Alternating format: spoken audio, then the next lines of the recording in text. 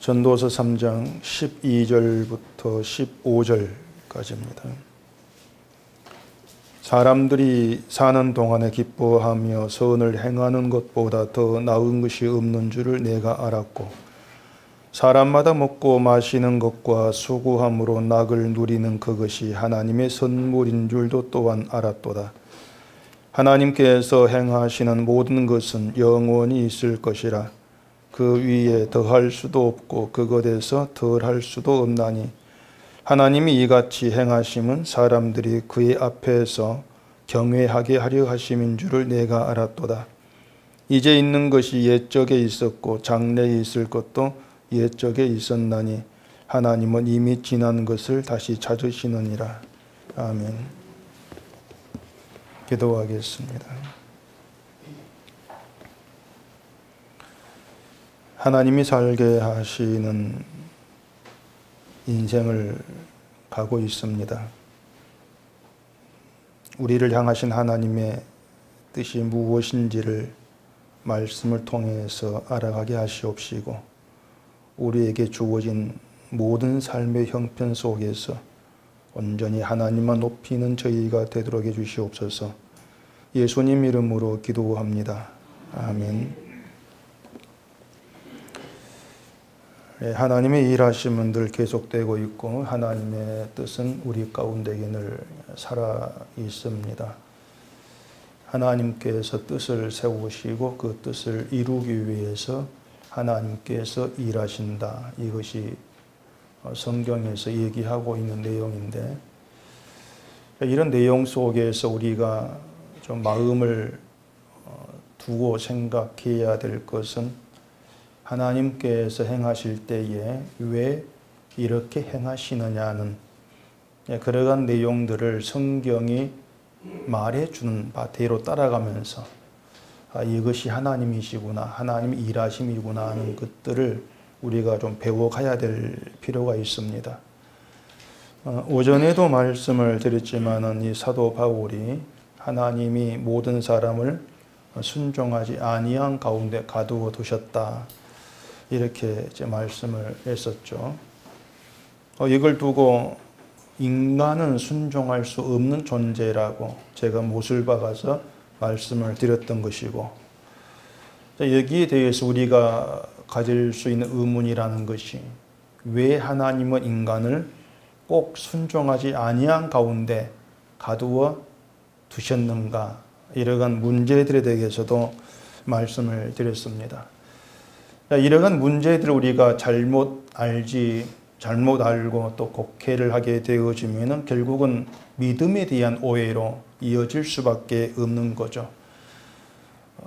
우린 믿음을 하나님께 순종하는 것이다고 그렇게들 대부분이 생각을 하고 있다 그랬습니다. 기독교인의 기본적인 생각이라고 할 수가 있는 것인데, 하나님 말씀에 우리가 순종해서 하나님께서 원하신 바 일을 이루어내는 것, 그게 신자됨이고 신자로 살아가는 것이고 믿음 생활이다. 대부분이 이제 그렇게들 얘기를 하는 겁니다. 이제 그렇게 해서 신자답다는 것도 인정을 받고 싶어 하는 것이고, 또 그렇게 사는 것에 복이 있다고들 그렇게 알고 있는 것이죠. 근데 하나님은 이제 이런 인간의 생각과 전혀 다르게 행하시고 일하신다. 그걸 우리가 확인했지 않습니까?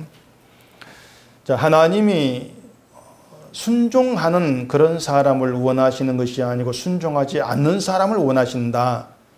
그렇게도 말씀을 드렸었는데, 그러한 내용이 믿음에 대한 우리의 상식적인 그런 보편적인 생각과 완전히 동떨어진 전혀 다른 말이 되어버린단 말입니다.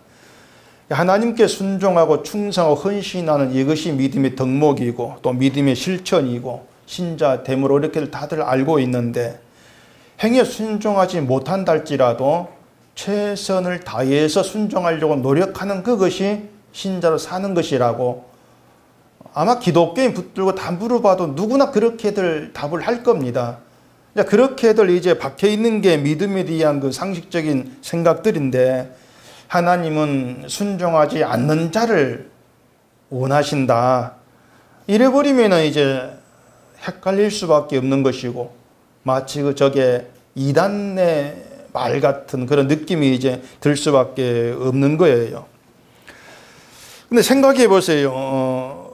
순종하지 아니한 가운데에 하나님께서 가둬두셨다고 하는 것은 순종하려고 하지 마라, 그런 의도라고 말씀을 드렸습니다. 바꾸고 말하면요, 인간이 순종하려고 하면은 그게 하나님 계획을 회방하는 것이다, 그 말입니다.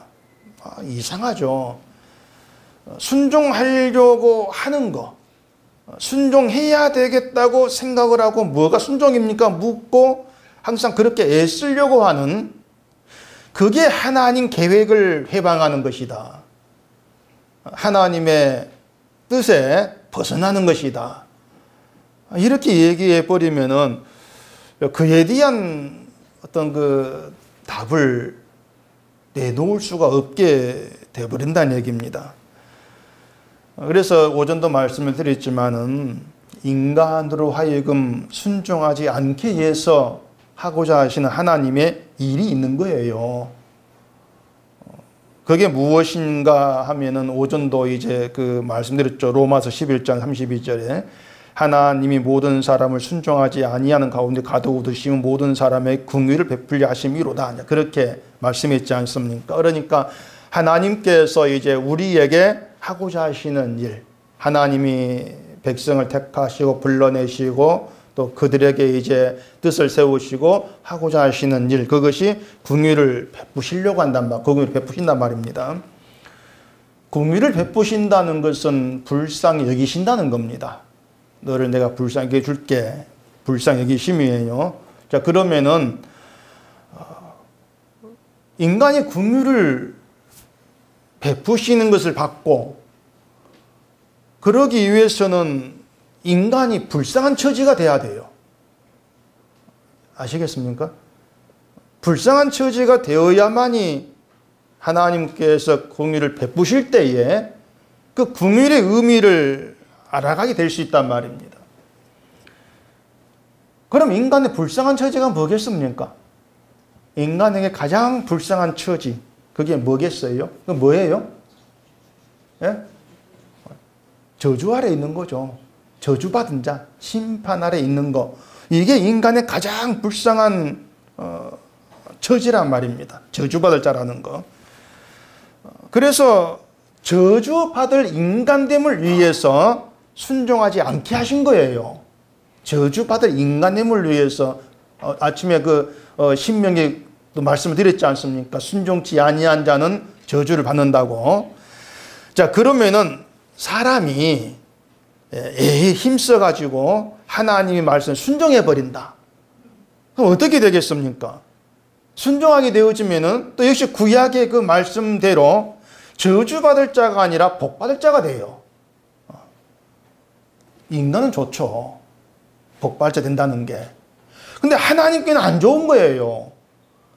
그게 하나님께는 하나님의 계획을 해방하는 그런 결과가 돼버린다는 얘기입니다. 순종하게 되어지면은 불쌍히 여김받을 처지가 아닌 것이죠. 물론 인간이 순종할 자질이 있다는 건 아니에요. 자, 이렇게 우리가 생각해 가면은 좀 얼떨떨해지는 겁니다. 우리는 하나님 말씀을 잘 순종하고 싶고 열심히 믿음 생활 잘해가지고 복받고 천국 가고 싶고, 이것이 우리 믿음의 이제 어떤 모든 목적을 달성하는 그러한 것으로 되어 있는 것인데, 하나님은 우리가 복받고 천국 가는 관심이 없어요. 저와 여러분이 복받고 천국 가는 거 하나님 관심 밖에 있습니다. 관심 아니에요. 하나님 관심은 긍휼을 베푸시는 것에만 있는 거예요. 긍휼을 베푸시는 거. 자, 그럼 또 의문을 하나 가져봅시다. 하나님은 왜 그렇게 긍휼을 베풀려고 하십니까? 왜 긍휼을 베풀고자 하시는 겁니까? 긍휼을 베풀어서 우리를 구원하시겠다는 것이겠습니까? 우리를 구원하시기 위해서 긍휼을 베푸신 것이라면 굳이 긍휼을 베풀지 않아도 됩니다. 다른 방법 많이 있어요. 구원을 위해서라면. 하나님께서 긍휼을 베푸시는 것은요, 여러분으로 하여금 긍휼을 아는 백성 되게 하겠다는 겁니다. 긍휼을 좀 알아라는 겁니다. 긍휼을 아는 백성 되게 하겠다. 그런데 무식하면 용감하다고 하나님을 모르기 때문에 하나님께 순종에 복받자 이런 말을 하게 되는 거예요. 순종해서 복받자고 하는 것은 구약의 율법으로 돌아가는 겁니다. 구약 율법으로. 율법 돌아가면 어떻게 되겠습니까? 순종하면 복받는 건 사실이지만 순종 못하면 저주받을 것밖에 없어요. 율법 아래에서는. 근데 인간은 순종이 실패했어요. 그게 이스라엘의 증거물이거든요. 결국에 순종해서 복받자 이 말은 우리 다 같이 저주받자 그 말입니다. 심판받자. 그거밖에 안 되는, 그러니까 무식하면 용감하다 그 말을 제가 드린 거예요. 도무지 하나님 행하신 그 뜻, 의도를 모르기 때문에 그저 생각해 보니까 순종 복받겠지 그 생각 아래에서 복받을 순종하세요. 그 말이 결국 모든 그 심판 저주를 밀어넣고 있는 그런 말을 모르고 막 해 되는 거예요. 그래 용감할 수밖에 없는 것이죠. 무식해서. 그래서 제가 여러분께 분명히 말씀을 드릴 거, 여러분 정말 아셔야 될 것은 신자라는 그 존재는 순종하고 말씀을 실천하는 그런 사람을 신자라고 하는 것이 아니고 긍휼을 아는 사람이다. 그것만 갖고 계시면 돼요. 하나님의 긍휼을 아는 사람이 신자다. 하나님께서 우리에게 삶을 간섭하시고 또 우리에게 일하시고 행하시면서 우리로 하여금 알게 만들어 가시는 것, 이것이 하나님의 긍휼이고 또 우리로 하여금 되게 하고자 하시는 것도 긍휼을 아는 백성 신자다는 것, 이걸 알고 계셔야 돼요. 그래서 순종하지 않는 가운데 가두어 두시고 긍휼을 베푸시는 거예요. 내가 너를 불쌍히 여긴다고 하는 겁니다. 그렇게 하나님께서 긍휼을 베푸시고 긍휼을 알게 하시는 것, 그 이유가 뭘까? 왜 그토록 긍휼을 알게 하실까? 그게 뭐냐면요, 인간이 긍휼을 알지 못하면 할 수 없는 게 있습니다. 긍휼을 아는 사람만이 할 수 있는 것, 그게 뭐냐면 하나님 높이는 겁니다. 긍휼을 아는 자만 하나님을 높일 수가 있어요. 하나님을 높인다는 건 다른 말로 하면 하나님을 경외해야 한다 그 뜻입니다. 하나님을 경외하는 거예요. 우리가 되게 하나님 높이시다 경외합시다 그러면은 말은 막 하는데 뭔가 그 허공에 둥그름 잡는 것처럼 감을 못 잡아요. 왜? 하나님 안 보이니까. 목사를 섬기자, 목사는 살아있으니까, 눈 보이니까. 가서 좀 밥 사주고, 어떻게 해주면 섬기고, 이렇게 그냥 쉽게 보지 않습니까? 하나님은 보이지 않으신 분이에요. 근데 어떻게 경외합니까? 어떻게 섬기는 거예요? 어떻게 높이는 거예요? 하나님 높으신 분입니다. 그 말 한마디가 높인다. 그건 그냥 꽁으로 먹으려는 것이고요. 그렇게 높임 받으신 하나님이 아닌 거예요. 긍휼을 알지 못하고서는 하나님을 높일 수도 없고 경외할 수도 없습니다. 긍휼을 알지 못하면서 하나님 높인다 경외하는 모두 가짜입니다. 그것은요. 그건 가짜예요. 그래서 교회에서 참 많이 들을 수 있는 말이 하나님을 높입시다, 경외합시다 이런 말인데, 그리고 하나님 높이는 것을 하나님을 의지하는 삶을 사는 것이고 하나님 기도하고 섬기는 것이고 여러 가지 말들을 하고 있지 않습니까? 그런 방식으로 하나님이 높여질 수 있는 것이라면은 인간을 순종하지 않는 가운데 가두어 두실 이유가 없는 거예요. 그럴 필요가 없죠. 오늘 본문그 14절 보십시다. 하나님께서 행하시는 모든 것은 영원히 있을 것이라 그 위에 더할 수도 없고 그것에서 덜할 수도 없나니 하나님이 이같이 행하시면 사람들이 그의 앞에서 경외하게 하려 하심인 줄을 내가 알았도다. 자, 하나님의 행하심에 대해 얘기를 하는데 그 이유를 하나님을 경외하게 하려고 하나님께 일하신다. 그렇게 말합니다. 하나님 높이게 하려고, 높임 받으시려고, 경외함 받으시려고 하나님이 이제 행하신다고 하는 거예요. 자, 그러면 어떤 행하심을 지금 얘기하냐면요. 그게 앞에 12절 나옵니다. 사람들이 사는 동안에 기뻐하며 선을 행하는 것보단 더 나은 것이 없는 줄을 내가 알았고 사람마다 먹고 마시는 것과 수고함으로 낙을 누리는 그것이 하나님의 선물인 줄도 또한 알았도다. 자, 여기에 하나님을 경외하는 게 이제 담겨 있어요. 자, 사람들은 다 기쁘게 살기를 원하죠. 누구나 기쁘게 살기를 원합니다. 기쁘고 행복하게 살면서 또 뭐 좋은 일도 하고 그런 인생을 사는 것, 이걸 가장 좋은 인생으로 막 그렇게들 다 생각을 하고 또 그렇게 살고 싶어 하지 않습니까? 그런데 그런 인생을 위해서 먹고 사는 거 지장 없어야 되고 또 내가 하는 수고가 만족이 돼야 되고 즐거워야 되고 여러 가지 조건들이 이제 따라오는 겁니다. 다시 말해서 모든 형편이 딱 내 마음에 딱 들도록 차려져야 돼요. 모든 형편이 돈 벌고 먹고 마시고 살아가는 모든 형편들이 내 마음에 딱 맞도록 딱 걸게 차려져야만이 이제 그걸 내가 누리고 먹고 하면서 막 즐거워 낙을 누리고 뭐 그렇게 되지 않겠습니까? 근데 사는 게 내 입맛에 딱 맞는 상으로 딱 차려지는 것이 없잖아요. 근데 전도자가 하는 말이 뭐냐면은 먹고 마시는 것과 수고함으로 낙을 누리는 것을 하나님의 선물이다. 이렇게 얘기합니다. 하나님의 선물이다. 자, 여기에서 이제 하나님의 선물의 의미를 좀 알아가셔야 돼요. 하나님의 선물이라고 하는 것은 그냥 공짜로 주신 겁니다. 공짜로 주신 게 선물입니다. 다시 말해서 먹고 마시고 수고하고 낙을 누리는 게 선물이라면은 그 먹고 마시고 수고하는 모든 것들이 내가 나의 노력과 나의 수고로 만들어낸 것이 아니고 하나님께로부터 공짜로 주어진 것이라 그 뜻이에요. 모든 것이 하나님께로부터 내 공짜로 받은 것이다. 그 13절에서 사람마다 먹고 마시는 것과 이렇게 얘기하지 않습니까? 사람마다라는 것은 사람마다 먹고 마시는 것이 다르다는 겁니다. 먹고 마시는 게 다 다른데 그걸 하나님의 선물이라는 것 다 통합해버리는 거예요. 선물이다, 모두가 다. 그렇게 이제 통합해버린 것이죠. 그러니까 무엇을 먹고 무엇을 마시는가에 상관없이 모두가 다 하나님께서 베푸신 선물을 누리고 있을 뿐이야, 받아서. 이제 그 얘기가 된단 말입니다. 자, 그럼 우리가 먹고 마시고 살아가는 수가 살아가는 모든 것이 선물을 받은 거예요. 제가 먹고 마시는 거, 여러분이 먹고 마시는 거 다르다 할지라도 선물로 받아 우리가 지금 누리고 있단 말입니다.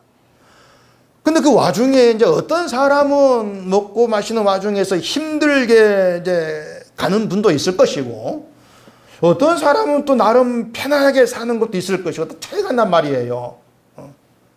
다 차이가 나는 누구도 아는 문제입니다. 내 사는 것, 저 사람 달라. 다 아는 문제죠. 그렇기 때문에 우리가 하나님의 선물이라는 것을 생각지를 아니할 때에는 아니 나는 조금밖에 이렇게 조금 사는데 저 사람 왜 저렇게 즐겁게 살아가고 있지? 뭔가 차이가 나는 느끼는 것이고 그걸 느끼면 내가 불행하다는 생각이 드는 거예요. 불행하다. 그렇게 우리가 불행하다는 생각이 들었을 때에 하나님의 선물을 누리고 있다는 것이 상실되어지는 것이고 그 선물이라는 것이 지워져 버릴 때에는 내가 지금 존재하는 것 자체가 하나님의 주시는 은혜고 궁율이 자체가 모두 잃어버리는 거예요. 결국 불행만, 나는 왜 이렇게 사는가 한탄만 남는 그런 결과를 초래할 수밖에 없다고 하는 것입니다. 그렇기 때문에 우리가 이 먹고 사는 것 하나에서까지도 하나님의 선물, 내가 그냥 받아 누리고 있는 것들, 이걸 좀 우리가 봐야 되는데 그렇게 선물로 봤을 때에 선물을 받은 사람으로서 어떤 반응이 나오겠냐 하면은요, 뭐가 나오겠습니까? 감사함이 나오는 거죠. 감사함이라는 게. 이게 어려운 문제가 되는 거예요. 잘 먹고 잘 살면은야 뭐 감사할 수가 있죠. 근데 힘들게 고생을 먹고 산다면 감사하기가 어려워진단 말입니다. 자, 그러면 또 생각해 보십시다.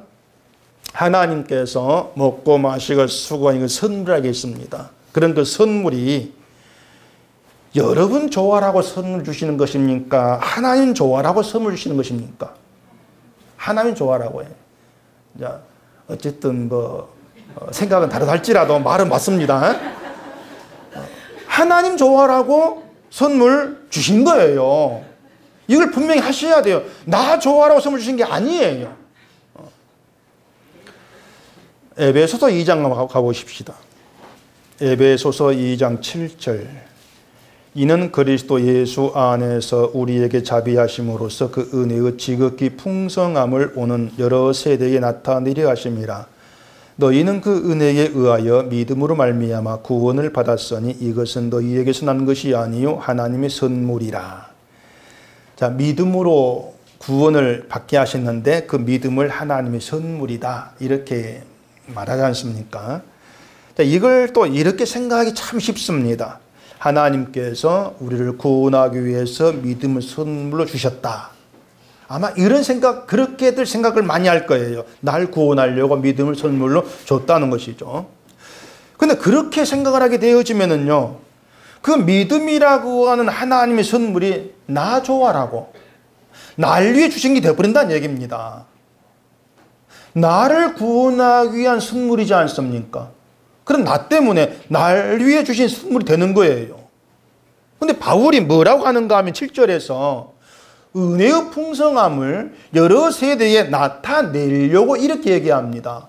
그 목적은, 우리에게 믿음을 선물로 주신 목적은 뭐냐면은 은혜의 풍성함, 하나님의 은혜의 풍성함을 여러 세대에 나타내시려고, 하나님의 은혜를 나타내시려고 그 선물을 주신다는 거죠. 자, 그렇게 되어지면은 믿음을 선물로 주신 게 누구를 위해서입니까? 하나님을 위한 게 되는 거예요. 하나님 때문에, 하나님을 위해서. 심판을 받아야 될 우리에게 믿음을 주셔서 선물로 구원을 받게 하시는데, 그 구원에 담긴 하나님의 자비하심과 은혜의 풍성함을 그 믿음으로 알게 하셔서, 구원판 속에 알게 하셔서 그 은혜를 풍성하게 나타내게 하겠다. 너를 그 도구로 내가 삼겠다. 그 뜻이죠. 그래, 선물은 우리를 위한 게 아니에요. 하나님의 영광님을 위한 거죠. 하나님의 이름의 높임을 위해서 선물 주신 것이죠. 근데 사람들이 이거 착각을 해요. 선물 그러면 나 좋아라고 주신 것이로, 내가 뭔가 잘한 게 있어 주신 것으로, 그렇게들 생각해 버린단 말입니다. 그렇기 때문에 선물 준 하나님 행하신 의도를 벗어나 버리는 거예요.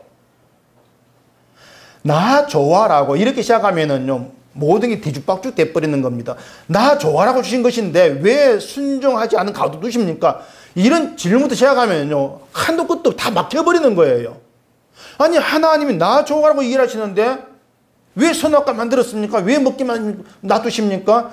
이렇게 파고 들어가면요, 결국 하나님이 일하시면 도무지 이제 앞뒤가 안 맞게 되버린다는 얘기입니다. 그래서 날 위해 일하신 하나님 없다. 무엇을 박으세요? 하나님은 하나님 자기를 위해 일하신다. 굉장히 독불장군이다. 자기밖에 모른다. 아예 그렇게 생각하겠어요. 하나님 자기밖에 모른다. 하나님 자기 영광밖에 몰라요. 애당초 우리를, 인간을, 세상을 지은 게 그 목적이에요. 선물 주신 것도 하나님을 위해서다. 심판을 받아야 될 우리에게 믿음을 주어서 구원받게 하신다. 결국 목적은 은혜의 풍성함을 드러내기 위해서다. 그런 답이 깔끔해지는 거예요. 근데 이런 말을 싫어한 게 뭐냐면은, 그럼 인간은 뭡니까? 이렇게 나온단 말이에요. 그럼 인간은 뭐예요? 인간은 뭐 지옥 갈 사람이지. 간단하지 않습니까? 지옥 갈 너를 하나님께서 끄집어내가지고 쓰고 계신단 말이에요. 그럼 그것만으로 감사함이 나올 수밖에 없지 않습니까? 근데 이걸 모르니까 인간은 뭔데? 나는 뭔데요? 이렇게 따지다 한 대 맞는 거죠.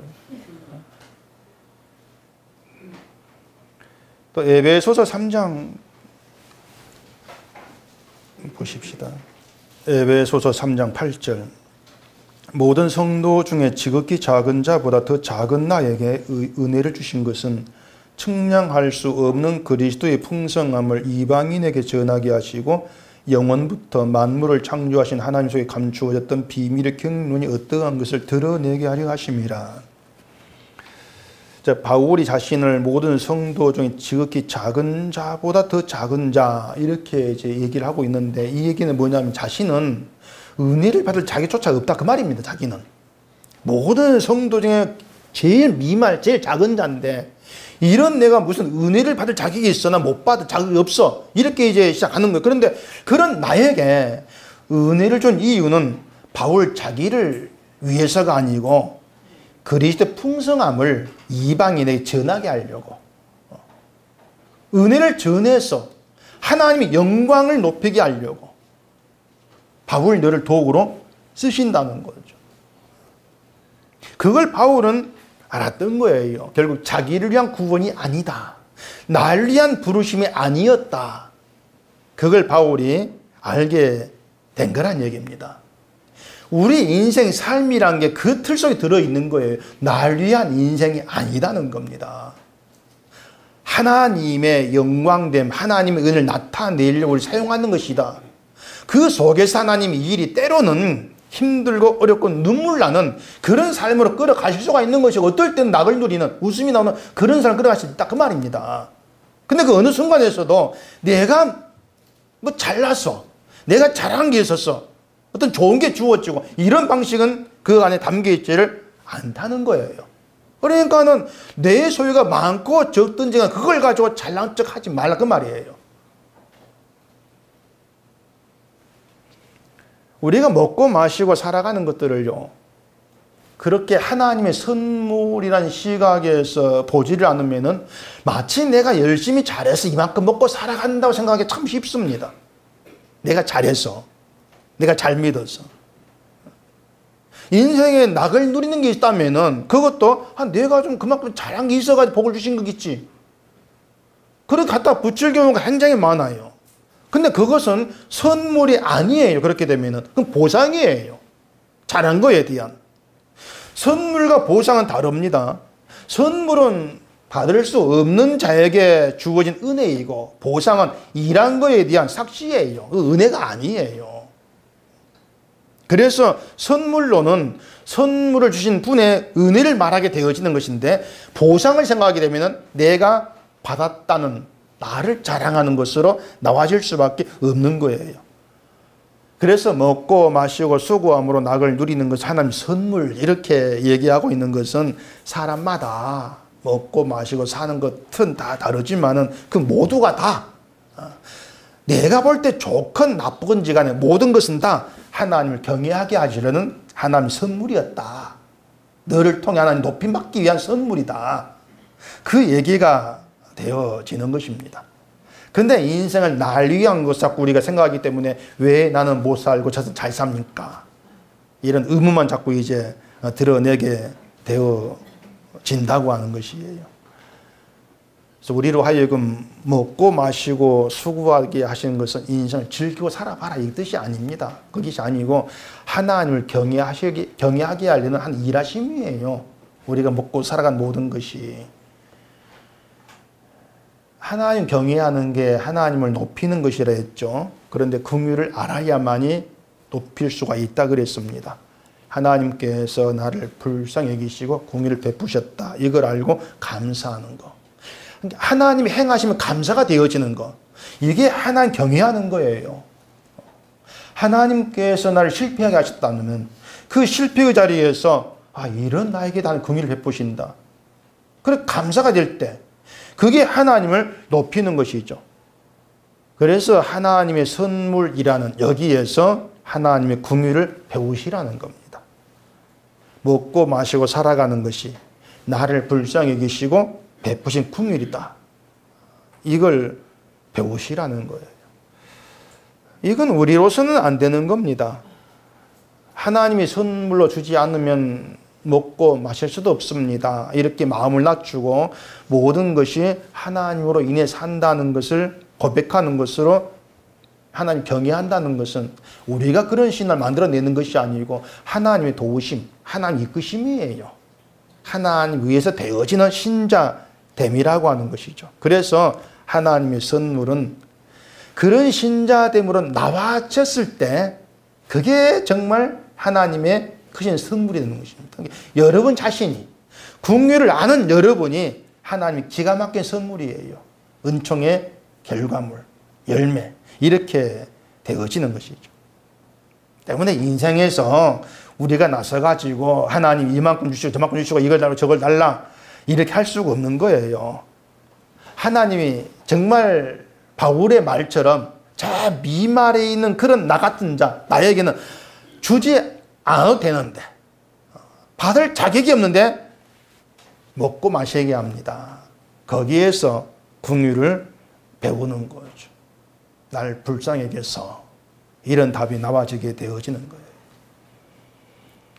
예수님이 무엇을 먹을까 무엇을 마실까 무엇을 입을까 염려하지 말라 이렇게 말씀했죠. 그러면서 그 나라 그 의를 구하라고 하셨는데 그 나라는 은혜와 긍휼의 나라예요. 은혜와 긍휼의 나라.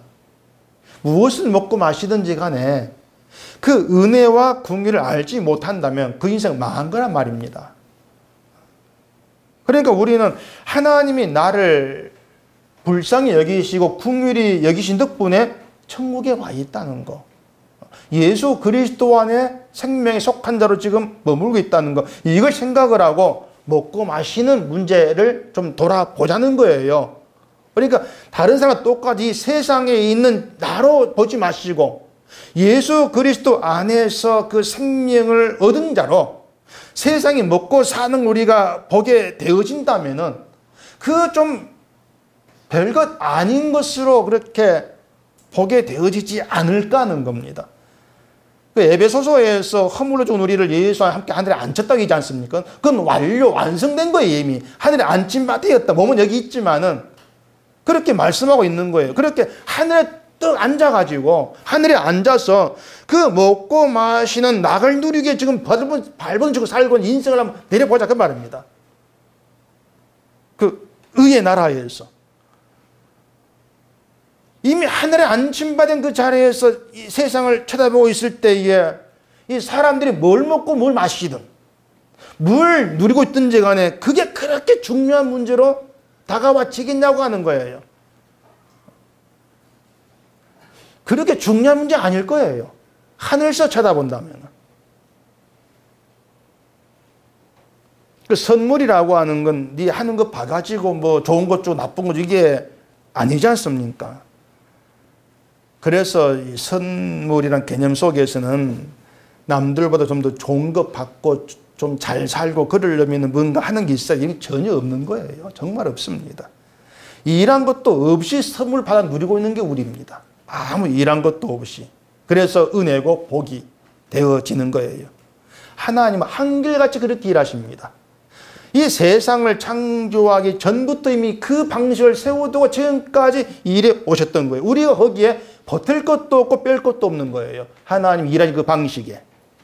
내가 뭐 한 것이 있으면 더 주시고 한 거 없으면 덜 주시고 그렇게 일하지 않습니다.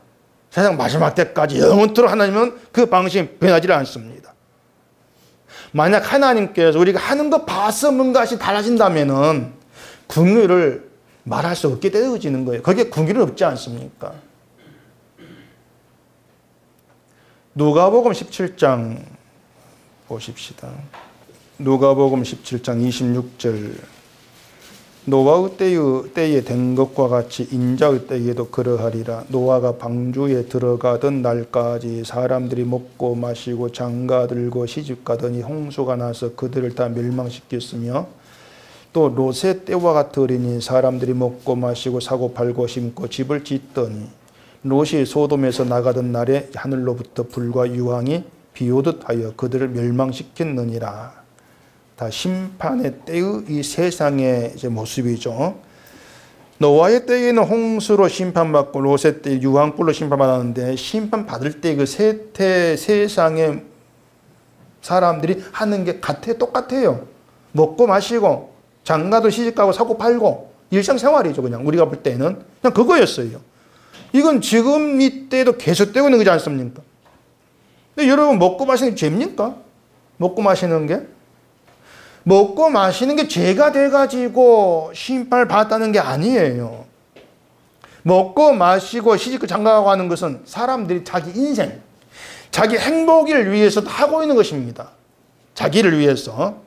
좀 더 잘 먹고 좀 더 잘 살고 시집장가 좀 더 잘 가고 그렇게 해서 행복하게 살아보겠다고 하는 게 인생의 목적이고 다 거기에 틀이죠.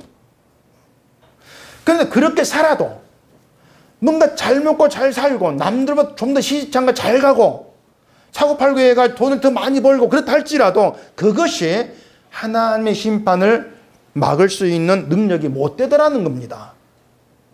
그 삶들이 하나님의 심판을 막을 수 있는, 심판서 벗어날 수 있는, 심판 이길 수 있는, 이게 뭐겠습니까? 심판 이기는 거. 하나님께서 궁의를 베푸신 거예요. 궁율이에요. 궁의를 받았다. 심판을 이기는 거예요. 그래서 궁의를 모른다면 그 말은 자기의 불쌍함, 자기의 존재성, 이걸 모른다면 세상은 뭘 한다 할지라도 심판 아래에서 먹고 마시고 있는 것밖에 안 되는 거예요. 심판 아래에서. 수고함으로 막 세상 낙을 누리고 있다 할지라도 심판 아래 잠깐 누리는 즐거움, 쾌락.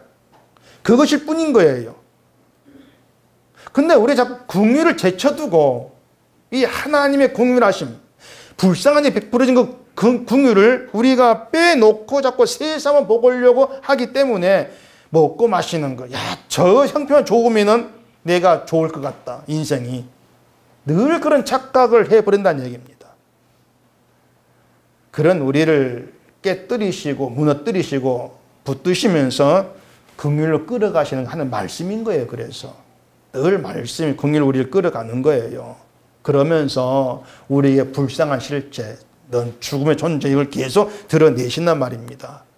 죽음의 자리에서 저주받은 자, 그 본질에서 네가 어떻게 예수 안에서 하늘에 안침바 되었는가 그 내막을 들여다보라는 거예요.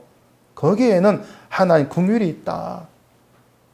너는 그 긍휼을 높이면 돼. 그게 하나님 행하심이 담겨있는 뜻이에요. 근데 뭐 말씀대로 삽시다, 신앙 잘합시다 이런 뭐 말만 하고 있다면 도대체 뭘 어쩌다는 건지 모르겠어요. 결국 긍휼 관심 없다는 거 아니겠습니까? 긍휼. 그 관심 없어 그것이거든요. 내 교회만 잘 되면 되는 것이고 내가 잘 먹고 잘 살면 되는 것인데 긍휼 뭐 그거 신경 쓸 필요 뭐가 있겠습니까? 결국 그렇게 반응하는 것밖에 안 되는 것이죠. 세상에서 내가 먹고 마시는 오직 거기에 목적을 돋보리는 것은 결국 심판만 찾아가는 것밖에 안 되는 겁니다. 나를 불쌍히 여기시고 긍휼을 베푸시는 그게 하나님의 크신 선물이라는 걸 생각지를 못하는 거죠. 그 전도서 뒤에 넘어가면 5장 19절에도 그런 말을 합니다. 또한 어떤 사람에게든지 하나님이 재물과 부유를 그에게 주사 능히 누리게 하시며 제 몫을 받아 수고함으로 즐거워하게 하신 것은 하나님의 선물이라. 우리가 그런 내용 보면은 아이고 하나님이 나도 그런 재물과 부유를 누리게 했으면 좋겠다 이런 생각부터 팍 들 거예요. 재물과 부유가 하는 선물이라면 나는 왜 안 줍니까? 나는 왜 안 주나? 이런 섭섭함이 뭐 들지 않겠습니까? 그러니까 하나님의 그 선물이라고 하는 말 자꾸 내가 받는 것만, 받는 것을 생각하기 때문에 이제 그런 겁니다. 근데 선물이라고 하는 것은 이거 본래 네 것 아니다 그 뜻이지 않습니까? 본래 내 것 아니야 그거예요. 그래서 재물과 부유의 선물이니까 이것 가지고 네 까불지 말라 그 말입니다. 잘난 척하지 말라는 것이고요. 네 것 아니니까. 우리가 세상을 살아가면 모든 게 다 사람을 차별하고 높고 낮은 것을 다 갈라놓지 않습니까? 현 지금의 어떤 세상이라는 게. 돈이 많고 적고 물론이고 회사 지위 이런 걸로 사람을 차별단 말. 갑질은 이제 아예 뭐 흔한 풍토가 되어버렸습니다. 그런 세상에서 예수를 말하는 우리가 야 나도 좀 가져봤으면 이런 생각을 하게 된다는 것은 결국 예수 그리스도로 완성된 그 생명이라고 하는 하나님의 나라를 내가 노골적으로 무시하는 것에 지나지를 아니한다는 거. 이 점 우리가 좀 깊이 생각해 보셔야 돼요. 신자라고 하는 것은요. 가진 것이 적든 많든지 간에 예수 그리스도 안에 있는 하나님 백성이라는 확정의 신분이 있습니다. 이거 확정되어 있습니다. 확정된 신분이에요. 그래서 신자는 먹고 마신다 해도 생명에 속한 대로 먹고 마시는 거예요. 뭘 마시고 뭐 어떻게 산다 할지라도 생명에 속한 대로 살고 있는 거예요. 그것 때문에 남들보다 먹고 마시는 게 못하다, 뭐 소유가 적다, 괜찮은 겁니다. 그게 신자의 당당함이죠. 그게 신자 위상이고 말입니다. 그게 신자의 낙이 되는 거예요. 그 자체가 먹고 마시는 낙이 아니고 그런 낙을 누리게 하시는 것, 세상에 없는 그 낙을 누리게 하시는 것, 이게 하나님의 선물인 거죠. 부잣집 앞에 나사로가 있었죠. 거지가. 부자도 먹고 마시고 나사로도 먹고 마셨고 같이 있습니다. 질조 달라져 먹고 마시는 수준이. 우리는 부자처럼 먹고 마시고 싶은 거예요. 인생을 살 때. 근데 누구 인생이 더 가치 있다고 할 수 있겠냐는 겁니다. 분명히 나사로지 않습니까? 그걸 세상에 볼 때는 그게 답이 안 나와요. 하늘에서 봤을 때 나사로죠. 부자가 좋은 옷 입고 날마다 호화롭게 즐겼습니다. 말 그대로 낙을 누렸죠. 인생에. 나사로는 개가 와가지고 헌대를 핥을 정도로 사는 게 말이 아니었습니다. 그게 잠시 잠깐이라는 것입니다. 잠시 잠깐이더라. 오전 얘기한 대로 인생이라고 하는 것은요, 번호표 뽑고 기다리는 거예요. 부르시면 가야 되죠. 둘 다 부자 나사로 둘 다 차례가 되어가지고 부름받아 가는 곳이 가는데 달랐단 말이에요. 한 사람은 천국, 한 사람은 지옥으로 갈려진 것이죠. 부자의 그 호화로운 그 낙, 이것이 하늘에서도 가치 있는 것으로 인정된 게 아니었습니다. 세상의 호화로움은 한때의 즐거움으로 끝났고 그 끝남 뒤엔 지옥이 기다리고 있었죠. 결국 부자는 세상에서 호화롭게 낙을 누린다 할지라도 지옥에 속한 자로, 생명이 없는 자로 살았을 뿐인데 그걸 몰랐던 거예요. 반면 나사로는 생명에 속한 자로 있었던 것이고. 근데 이걸 우리가 차근차근 생각에 가시면은요, 정말 하나님께서 나로 하여금 예수 그리스도를 알게 하셨다는 그 예수 안에 있게 하셨다는 것이 정말 놀라운 긍휼하십니다. 긍휼이시다. 이걸 우리가 정말 감사하지 않을 수가 없는 거예요. 그 감사함이 낙이에요. 감사함이 있다는 것이. 그 감사함 속에서는 결국은 먹고 사는 모든 게 즐거움이 되는 것이 복이 되어져 버리는 것이죠. 모든 게 하나님의 선물로 되어버리는 것이죠. 여러분 세상 사는 낙이 있습니까? 낙. 나는 낙이 없어. 뭐 그렇게 한탄할 분이 뭐 있을 거예요. 남편을 봐도 희망이 없고 뭘 봐도 희망이 없고 낙이 없어. 나는 뭐 헛살았어. 그러면 그 한탄이 무엇 때문에 나오는가를 생각해 보세요. 원하는 것이 없다는 겁니다. 원하는 것이 없어. 그것이 한탄으로 나와요. 난 왜 이렇게 가진 것이 없나. 가진 것이 없다고 생각되다 보니까 인생이 별것 아닌 것처럼 이렇게 이제 여겨지는 것이, 내가 왜 사나, 이런 생각이 들 수밖에 없는 것이고. 그래서 인생이 정말 그런가 한번 잘 생각해 보세요. 인생이 정말 그런가. 그 시편 37편에 이런 말이 있습니다. 마지막으로 한번 더 찾아보십시다. 시편 37편 16절. 의인의 적은 소유가 악인의 풍부함보다 낫도다. 악인의 팔은 부러지나 의인은 여호와께서 붙드시는도다. 여호와께서 온전한 자의 날을 아시나니 그들의 기업은 영원하리로다. 의인은요, 하나님과의 생명의 관계에 있는 자예요. 하나님 긍휼을 입은 자가 의인이에요. 하나님의 용서하심으로 모든 죄 가려진 사람이죠. 이러한 의인의 복은 소유에 많고 적은 것으로 판단되지를 않는 것입니다. 그래서 의인의 적은 소유가 악인의 풍부함보다 낫다 이렇게 말씀하신 거예요. 그 소유 눈에 보인 것으로는 낫고 못함에 판단이 안 돼. 의인, 여호와의 긍휼을 입었다는 거, 그것만으로 의인은 나은 거야. 그 얘기죠. 이처럼 우리를 예수 그리스도 안에서 산자 되게 하시고 의롭다 여김받게 하신 것이 하나님의 놀라운 선물입니다. 이 선물이 저와 여러분 낙이 되어서 이러한 낙을 베푸신 하나님 은혜를 높이는 그 길로만 나아갈 수 있기를 바랍니다. 기도하겠습니다. 아버지 하나님 은혜를 감사합니다. 늘 세상을 보고 많고 적음을 따져가면서 내 인생을 한탄하고 그런 것밖에 모른 저희들이었는데 이 시간도 말씀 앞에 나오게 하셔서 하나님의 선물에 대해서 깊이 생각하게 하시니 감사합니다. 예수 그리스도 안에서 생명 얻은 자, 산 자 되었다니 모든 것이 하나님의 놀라운 크신 선물인 것을 알게 하시고 하늘에 앉힌 바 된 자로서 이 땅에 그 어떤 것을 우리가 받고 살아간다 할지라도 예수로 인해서 감사함이 나오는 저희가 되게 하시옵소서. 예수님 이름으로 기도합니다. 아멘.